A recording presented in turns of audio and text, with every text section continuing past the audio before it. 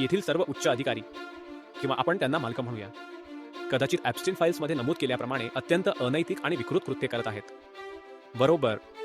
मग अशा व्यवस्थेत आपले कौशल्य आणि श्रम देणे, जे शेवटी अशा विकृतीला खतपाणी घालते, याचे समर्थन कसे करायचे? तुम्ही कोणत्या प्रकारचा निरागसपणा बाळगता?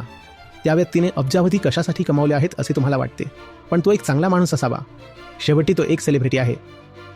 मी 5 सेलिब्रिटींची पूजा केली, त्यापैकी फक्त 2च भ्रष्ट निघाले.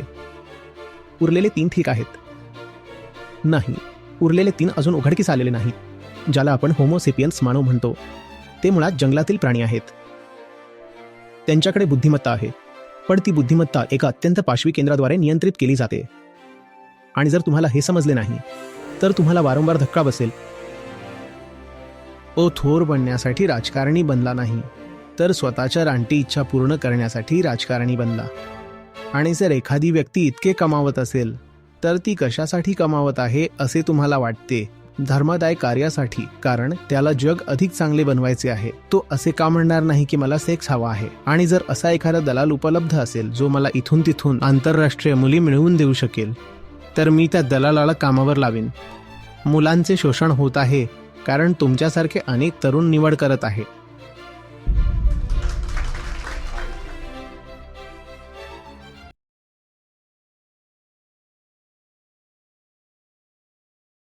तुम्हाला भेटून आनंद झाला सर. तर माझा प्रश्न असा आहे की IIT मधील अभियांत्रिकी पदवीधर म्हणून तुम्ही कदाचित एखाद्या टेक फर्ममध्ये, एखाद्या व्हेंचर कॅपिटलद्वारे अर्थसहाय्यित व्यवसायात किंवा नागरी सेवांमध्ये जाल. परंतु आजकाल आपल्याला मिळत असलेल्या सर्व अलीकडील बातम्यांनुसार येथील सर्व उच्च अधिकारी किंवा आपण त्यांना मालक म्हणूया, कदाचित ॲप्स्टीन फाईल्समध्ये नमूद केल्याप्रमाणे अत्यंत अनैतिक कृत्ये करत आहेत. बरोबर. तुम्ही पीटर थिल किंवा बिल गेट्स सारखे VC घ्या, त्यांच्यासारखे सर्वजण. मग अशा व्यवस्थेत आपली बुद्धिमत्ता आणि श्रम देणे, जे शेवटी अशा विकृतीला खतपाणी घालते, याचे समर्थन कसे करायचे? आपल्या हाताला रक्त लागले आहे या भावनेचा सामना आपण कसा करायचा? आणि थेट बंडखोरी करण्याव्यतिरिक्त इतर कोणतीही परिस्थिती होत असलेल्या अत्यंत विकृतीचे पालन करण्यासारखी वाटते. बरोबर. त्यामुळे जो व्यक्ती कदाचित 2 वर्षांत वर्कफोर्समध्ये जाणार आहे, त्याने या मानसिक विचाराचा सामना कसा करावा? कारण ही व्यवस्थाच मुळात अत्यंत अनैतिक आहे.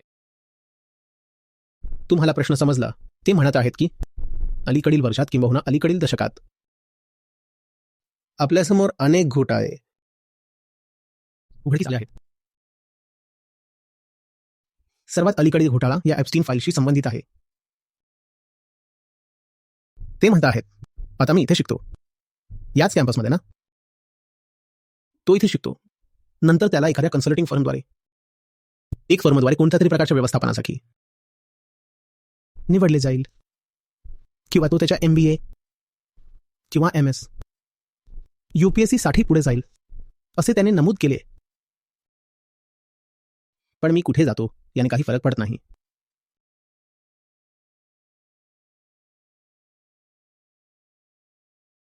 आता कपाटातून जुनी गुपिते बाहेर पडता आहेत आणि असे दिसते की माझे सर्व बॉस चारित्र्यहीन असतील.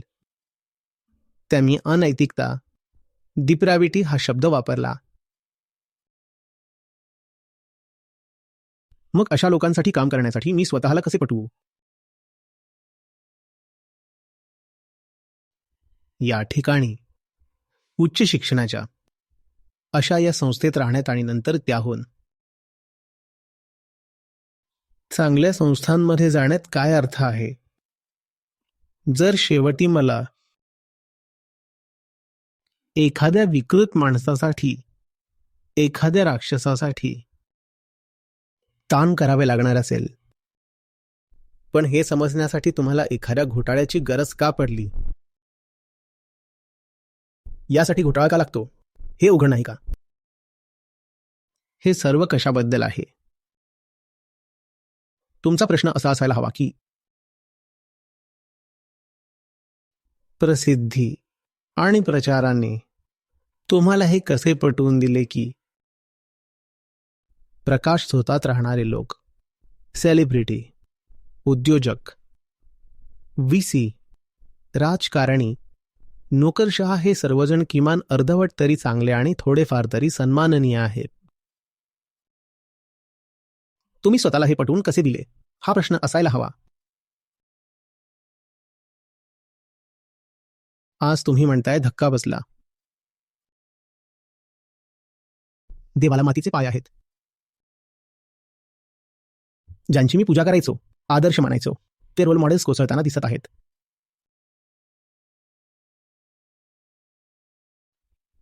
कारण कारण विशिष्ट घोटाळा उघडकीस आला. दर काही वर्षांनी हेच घडते, बरोबर ना? तुम्हाला काही लीक्स आठवतात का? त्या माणसाचे काय झाले? वाळीत टाकले, काढून टाकले.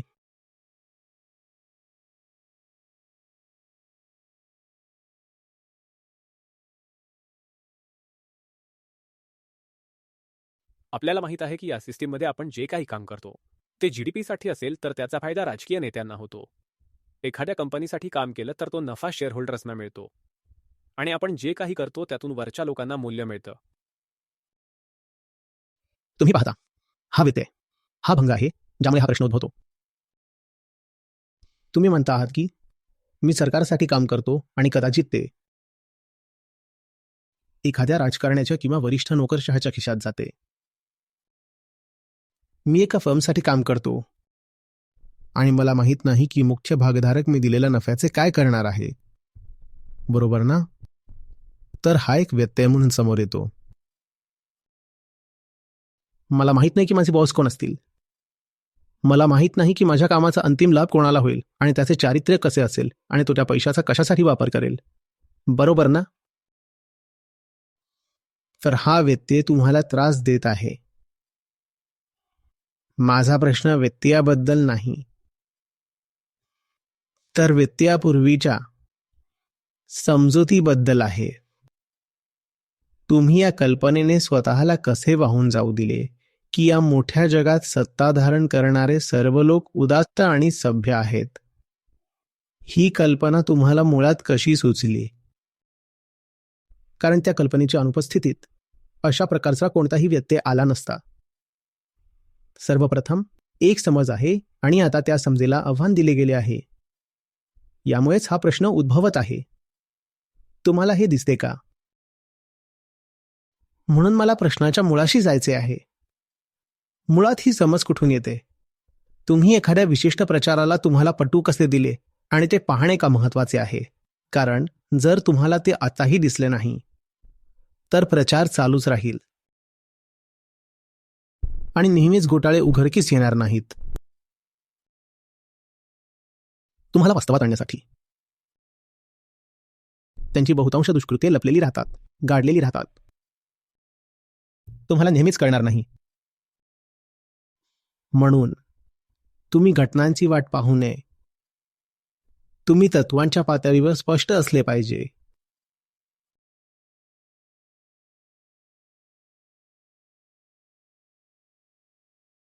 कृपया समजून घ्या, आपल्याला न्यूक्लिअर फिजिक्समध्ये क्रिटिकल मासची साधी संकल्पना काय आहे हे माहीत आहे, बरोबर? आपल्याला क्रिटिकल मास काय आहे हे माहीत आहे.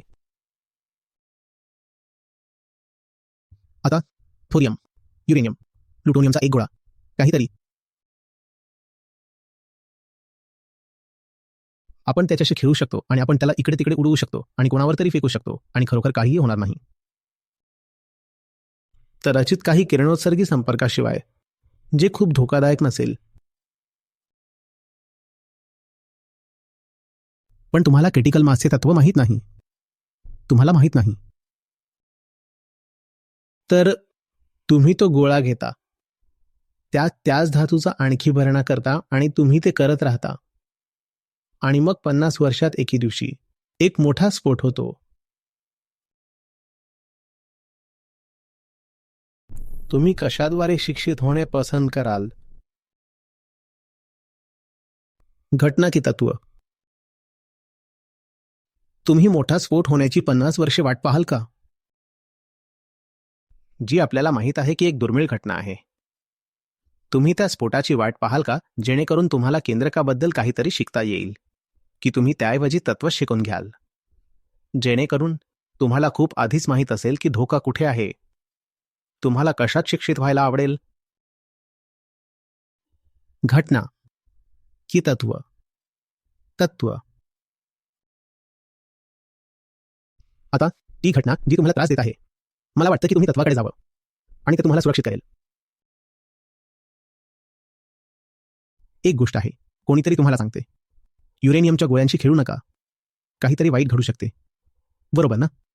दुसरी गोष्ट म्हणजे तुम्हाला सगळा सिद्धांत माहिती आहे, तुम्हाला अचूकपणे कसं मोजायचं तेही माहिती आहे. तुम्हाला क्रिटिकल मास, गोळ्याची त्रिज्या आणि अशा गोष्टींची गणना कशी करायची हे नेमके माहीत आहे. तुम्हाला काय हवे आहे? तुम्हाला तत्वाबद्दल प्रबुद्ध व्हायला आवडेल, बरोबर ना? आणि तत्व हे आहे. आता आपण त्याकडे येतो. तत्व हे आहे की ज्याला आपण होमोसेपियन्स म्हणतो ते जंगलातील प्राणी आहेत.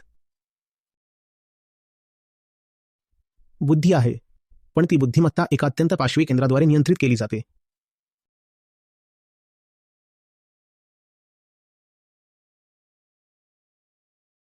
म्हणून या जगाला, आपल्या सर्वांनी निर्माण केलेल्या या जगाला चालवणारे एकमेव खरे तत्व म्हणजे लोभ आणि सत्ता हे आहे. हेच तत्व हे जग चालवते.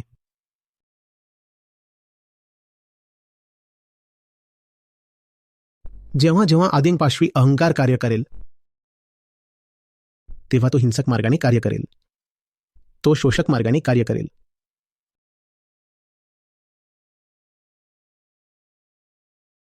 खरी उदात्तता किंवा सभ्यता ही अशी गोष्ट आहे ज्याची अहंकाराला ॲलर्जी असते. जेव्हा जेव्हा तुम्ही एखाद्या व्यक्तीकडे पाहता, तेव्हा डिफॉल्ट गृहीतक हेच असावे की मी प्राण्याकडे पाहत आहे. ठीक आहे, एक मोठा VC आहे, काही फरक पडत नाही. फॉर्मल कपड्यांमधील एक प्राणी, लक्झरी कारमध्ये फिरणारा, लॅपटॉपवर काम करणारा, पण तरीही एक प्राणी. नेकटाय घातलेला गोरिल्ला. आता आश्चर्य वाटणार नाही, पण तुम्ही प्रचाराला बळी पडला आहात. तुम्ही विचार करू लागता की ज्या सेलिब्रिटींना तुम्ही आदर्श मानता ते खरोखर चांगले लोक आहेत. तुम्ही तत्वाचे उल्लंघन करत आहात.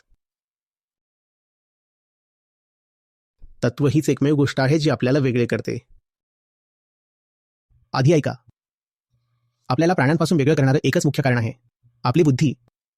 ही बुद्धी कुठून चालवली जाते हे महत्वाचं नाही. आपणही केंद्रातून वागतो. वानर, सस्तन प्राणी, कीटक, सरपटणाऱ्या प्राण्यांसारख्याच. बऱ्याच अंशी तसंच आहे.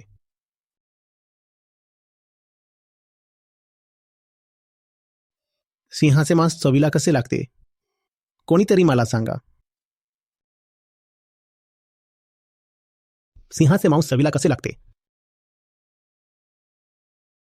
कोणीही चाखले नाही का? पण तुम्ही म्हशी, बकऱ्या, मेंढ्या, कोंबड्या चाखल्या आहेत का? कारण ते कमजोर आहेत आणि त्याच तत्वावर हे जग चालतं. तुम्हाला का समजत नाही? आणि जर तुम्हाला हे समजले नाही तर तुम्हाला वारंवार धक्का बसेल.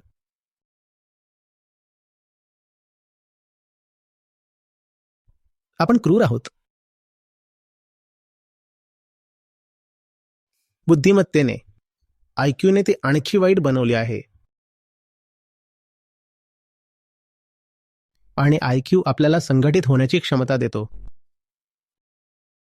तुम्हाला माहित आहे का आपण काय केले आहे?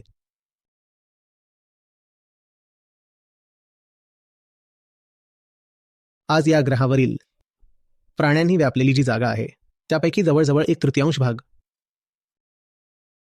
होमोसेपियन्सचा आहे. उरलेला जवळजवळ संपूर्ण 2/3 भाग त्या प्राण्यांचा आहे जे होमोसेपियन्सने त्यांच्या उपभोगानुसार पैदा केले आहेत. बहुतेक गायी, म्हशी, इतर गुरे होय. काही 3-4% भाग खऱ्या वन्य प्राण्यांचा आहे. आपण असे आहोत. जर एखादी गोष्ट आपल्या उपयोगाची असेल तर आपण तिचा प्रसार करतो, गुणाकार करतो, उत्पादन करतो, कारखान्यात उत्पादन करतो. जर एखादी गोष्ट आपल्या उपयोगाची नसेल तर आपण तिला फक्त मारून टाकतो, नष्ट करतो. असे आहोत. तुम्हाला काय वाटते? तुम्ही तुमच्या कॉर्पोरेट मालकाची सेवा करणार आहात आणि ते तुमच्याशी चांगले वागणार आहेत. त्या औपचारिक कॉर्पोरेट हसण्यामागे एक रानटी चेहरा आहे, खूप तीक्ष्ण दात असलेला. तो तुम्हाला फक्त तोपर्यंत पैसे देतो जोपर्यंत तुम्ही त्याला बदल्यात 10 पट कमवून देता.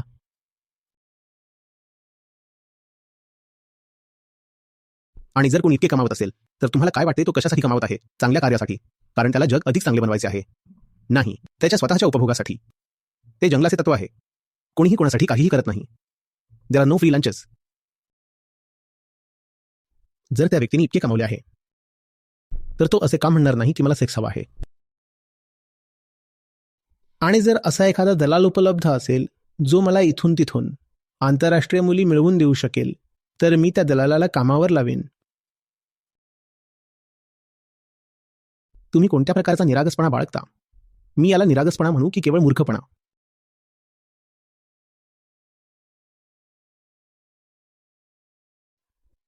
त्या व्यक्तीने अब्जावधी कशासाठी कमावले आहेत असे तुम्हाला वाटते? जेणेकरून तुम्ही चांगले जीवन जगू शकाल, नाही जेणेकरून तो पृथ्वीचा उपभोग घेऊ शकेल. तेच एकमेव तत्व आहे, दुसरे कोणतेही तत्व नाही. पण तुम्ही वाहून जाता छान ऐकू येणाऱ्या शब्दांनी आणि हसऱ्या चेहऱ्यांनी.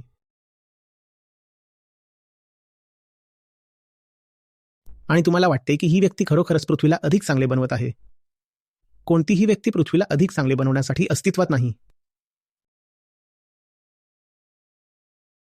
ते सर्व पृथ्वीला खाऊन टाकण्यासाठी अस्तित्वात आहेत, जसे आपण आधीच केले आहे. तुम्हाला माहित आहे की डूम्सडे क्लॉक या क्षणी कुठे उभे आहे? फक्त 85 सेकंद दूर, अंतिम संकटापासून.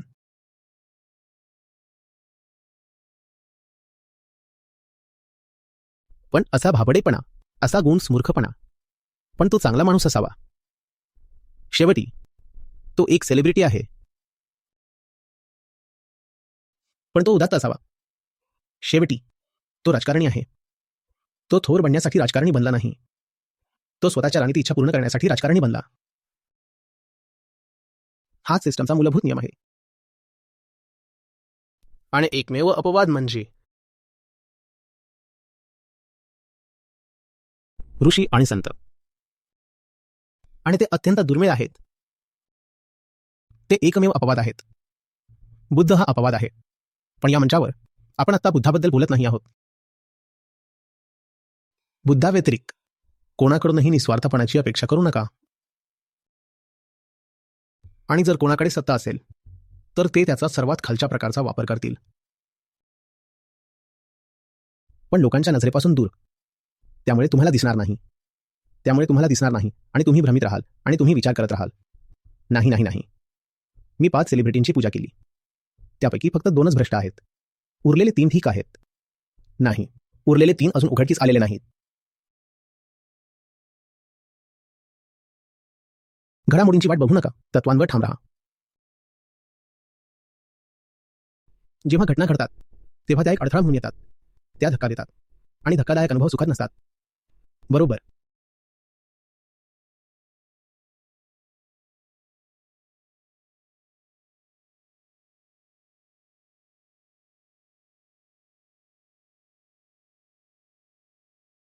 असतात का? जरी आपण ही कल्पना स्वीकारली की प्रत्येकजण एक प्रकारे समजा भ्रष्ट किंवा वाईट आहे, तरी हे आपल्या भाबडेपणाबद्दल नाही, हे वास्तविक परिणामांबद्दल आहे. त्यामुळे आपल्याकडे दुसरा कोणताही पर्याय नाही. म्हणून जरी आपण स्वीकारले की प्रत्येकजण मुळात भ्रष्ट आहे, जर तुम्ही व्यावहारिक असाल, जर तुम्हाला जगात काही काम करायचे असेल, तर मुलांचे शोषण करणाऱ्या त्यांच्याशी जुळवून न घेण्याचा एकमेव पर्याय म्हणजे कदाचित त्यांना मारणे, बरोबर? तीच एकमेव गोष्ट आहे. नाही नाही. कसे? जर तुम्हाला आधीच चांगले माहीत असते तर तुम्ही मुळात इथे असता का? तुम्ही इथे आहात कारण तुम्ही प्रचाराला बळी पडलात.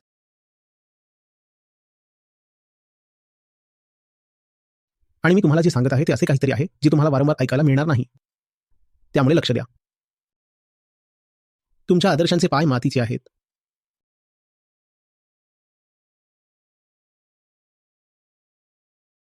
तुम्ही म्हणताय आमच्याकडे पर्याय नाहीत.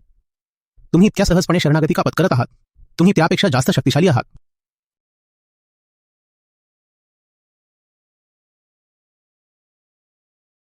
आणि माझ्यासमोर बसून मला तो म्हणत आहे कॉर्पोरेट शिवाय पर्याय नाही. मग मी काय करत आहे? मी माझा स्वतःचा मार्ग शोधला. मी कोणाचीही नकल केली नाही. तुम्ही तुमचा स्वतःचा मार्ग शोधा. पण तुम्हाला कोणताही मार्ग सापडणार नाही जर या लहान वयात इतके तरुण असूनही तुम्ही इतक्या नम्रपणे शरणागती पत्करली. असे म्हणून की पण माझ्याकडे पर्याय नाहीत. मी काय करू? मी काय करू? एकेकाळी मी देखील तुमच्या वयाचा होतो. IIT मध्ये बसलो होतो. जर मी असे म्हटले असते की टेक्नोक्रॅट किंवा नोकरशहा किंवा मॅनेजर किंवा असे काहीतरी बनण्याशिवाय पर्याय नाहीत, तर मी तुमच्यासमोर इथे बसलो नसतो. मी अनादर करण्याचा प्रयत्न करत होतो. बरोबर ना? मी अनादर करण्याचा प्रयत्न करत नव्हतो. तुम्ही अनादर करू शकता. मला त्याची हरकत नाही. पण असत्य वागू नका. मी इथे तुमच्याकडून आदर मिळवण्यासाठी आलो नाही. मी इथे आलो आहे जेणेकरून आपण एकत्र सत्य उघड करू शकू. सत्य ही प्राथमिकता आहे.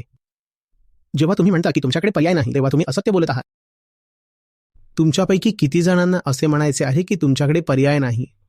इतकी असहायता, खरंच असला भित्रपणा, त्या प्रकारची अक्षमता, आयुष्याला जसे आहे तसे आव्हान देण्याची ती अनिच्छा. तरुण व्यक्तीला ते शोभते का? ते उत्तर आहे.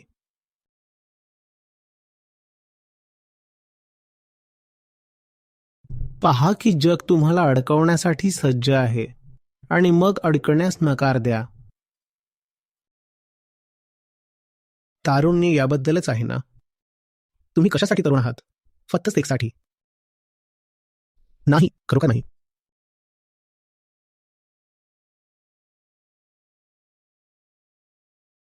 असे म्हणू नका की माझ्याकडे पर्याय नाहीत. ते खूपच कर्कश वाटते. माझ्याकडे पर्याय नाहीत. तुमच्याकडे नेहमीच पर्याय असतात. चेतनेचे दुसरे नावच निवड आहे. तुम्हाला माहित आहे कशाला पर्याय नसतात? निर्जीव वस्तूंना. जडत्वाचे नियम ते वस्तूंना लागू होतात. आणि जडत्वाचा अर्थ काय? निवडीचा अभाव. चेंडूवर जातो, तो निवडहीन आहे. त्याला कोणताही पर्याय नाही. त्याला गुरुत्वाकर्षणाचे पालन करावे लागेल आणि खाली पडावे लागेल. तुम्ही चेंडू फिरवता आणि जर घर्षण खूप कमी असेल तर तो फिरत राहील. त्याला कोणताही पर्याय नाही. जड वस्तू, मृत वस्तू, बेशुद्ध वस्तूंना पर्याय नसतात. पण तुम्ही तरुण, सचेतन तरुण आहात. जर तुम्हाला पर्याय दिसत नसतील तर ते निर्माण करा. ती तुमची ताकद आहे. आणि स्वतःची ताकद नाकारून स्वतःचा अपमान करू नका. कोणीतरी येते आणि तुम्हाला सांगते तुमच्यात कोणतीही क्षमता नाही, कोणतंही कर्तृत्व नाही. त्याने काही फरक पडत नाही. पण जेव्हा तुम्ही स्वतःला सांगायला सुरुवात करता की माझ्याकडे कोणतीही क्षमता नाही, कोणतंही कर्तृत्व नाही, तर तो आत्मसन्मानाचा अभाव आहे. तसे करू नका. तुमच्या सर्वात वाईट परिस्थितीतही स्वतःला नेहमी सांगा माझ्याकडे अजूनही एक निवड आहे.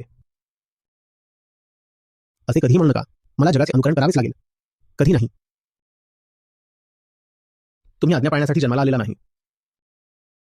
तुम्ही अवज्ञा करण्यासाठी जन्माला आलेला नाही. तुम्ही हृदयाने जगण्यासाठी जन्माला आला आहात.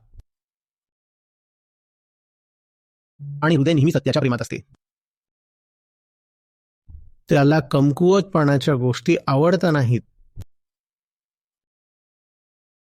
कोणालाही आवडत नाही. बरोबर. तुम्हाला ते आवडते का? तुम्हाला कमकुवत असणे आवडते का? होय. मग अशक्त होणे का निवडायचे? साधे आहे.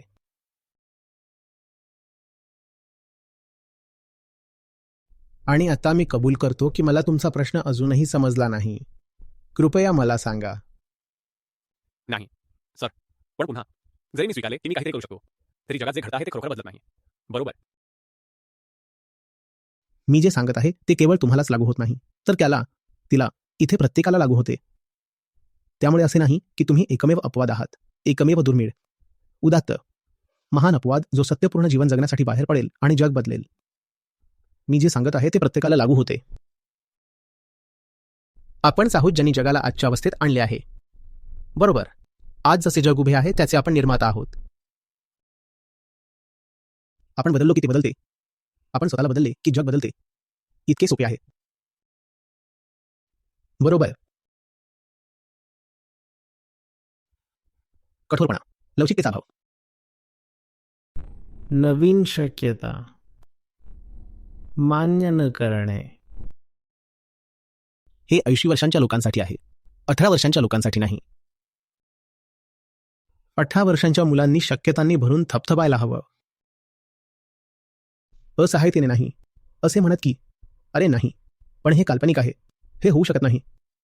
जरी मी प्रयत्न केला तरी काहीही बदलणार नाही. माणूस जे करू शकतो ते करतो. माणूस जे सर्वोत्तम करू शकतो ते करतो. त्यानंतर ठीक आहे, एकदा का तुम्ही जे योग्य आहे त्यात सर्वस्व ओतले की तुम्ही निकालाची वाट पाहण्यासाठी किंवा निकालाचे मूल्यमापन करण्यासाठी उरत नाही, कारण तुम्ही जे देऊ शकत होता ते सर्व तुम्ही आधीच दिले आहे. हे जणू काही विंबल्डनमध्ये 5 सेट्सचा सामना खेळण्यासारखा आहे आणि नंतर कोसळण्यासारखे आहे. निकाल पाहण्यासाठी, तो साजरा करण्यासाठी किंवा त्यावर शोक करण्यासाठी तुम्ही जिवंतही राहत नाही. माणूस जे सर्वोत्तम करू शकतो ते करतो. फरक पडतो कारण इथे मुलांचे शोषण होत आहे. मुलांचे शोषण होत आहे कारण तुमच्यासारखे अनेक तरुण त्या मालकांची सेवा करणे निवडत आहेत. एकदा का तुमच्यासारख्या अनेक तरुणांनी त्या मालकांची सेवा करण्यास नकार दिला की मुले वाचतील.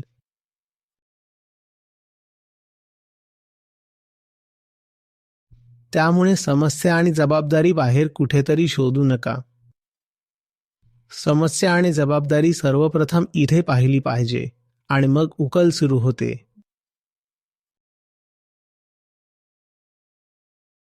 हे खूप सोपे आहे.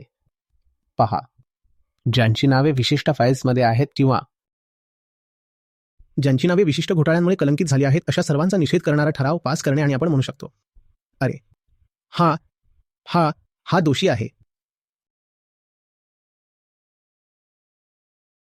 गोष्ट अशी आहे की हा कोणी एक दोषी नाही. तिथे एक व्यवस्था आहे, त्यामागे एक तत्व आहे. तिथे एक समानता आहे, तिथे एक सातत्य आहे. विशिष्ट व्यक्तींवर टीका करून आणि इतरांना निर्दोष ठरवून तुम्ही असे भासवण्याचा प्रयत्न करत आहात की जणू व्यवस्था ठीक आहे. तरीही काही अनियंत्रित व्यक्ती होत्या ज्या अपवाद ठरल्या. नाही नाही नाही नाही नाही. असे नाही की काही अनियंत्रित व्यक्ती अपवाद ठरत आहेत. ती व्यवस्था एकाच प्रकारचे सर्व व्यक्ती तयार करते. आणि जर मुलांचे शोषण होत असेल तर ते केवळ विशिष्ट लोकांकडूनच नाही तर त्यांच्या कुटुंबातही होत आहे. तुम्हाला असे का वाटते की मुलांचे शोषण केवळ विशिष्ट नामांकित व्यक्तींकडूनच होत आहे? आपल्या प्रजातीमध्ये सर्वात वाईट प्रकारच्या शोषणाच्या टोकाला एखादा वर्ग असेल. इतर प्रजाती स्पष्टपणे आहेत, त्यांचे सर्वात जास्त शोषण होते. पण आपल्या प्रजातीमध्ये जर सर्वात जास्त शोषण झालेला वर्ग कोणता असेल तर तो मुलांचा गट आहेत. घरांमध्ये, शाळांमध्ये, सर्वत्र, आणि केवळ शारीरिकदृष्ट्या नाही. तुम्ही एका मुलावर सतत संस्कार करत आहात. ते शोषण तसे नाही. तुम्ही मुलावर समजुती, एक विशिष्ट संस्कृती, एक विशिष्ट धर्म, मताग्रह लादत आहात. ते शोषण कसे नाही. कोणी असाही युक्तिवाद करू शकेल की ते शारीरिक शोषणापेक्षा वाईट आहे. आणि ते सर्वत्र घडतं आहे. ते केवळ विशिष्ट ठिकाणी विशिष्ट व्यक्तींकडून घडतं नाहीये. आणि ते घडतं आहे कारण आपण जे आहोत ते आहोत. जंगलातील प्राणी. आणि एकदा का हे दिसले की कदाचित जंगलातून बाहेर पडण्याची काही शक्यता आहे. पण जर तुम्ही ढोंग करत राहिलात की केवळ औपचारिक कपडे आणि छान स्वेटशर्ट किंवा सभ्य जीन्स किंवा काहीतरी, मी जे काही घातले आहे, केवळ हे परिधान केल्याने तुम्ही सुसंस्कृत आणि सभ्य आणि मानव झाला आहात, ते सर्वात मोठे खोटे आहे.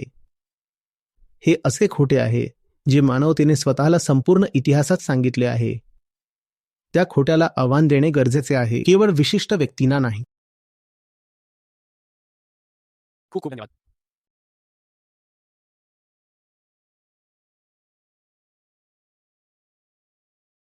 हाय, माझे नाव एतना दत्ता आहे. मी उत्तर बंगालमधून आहे.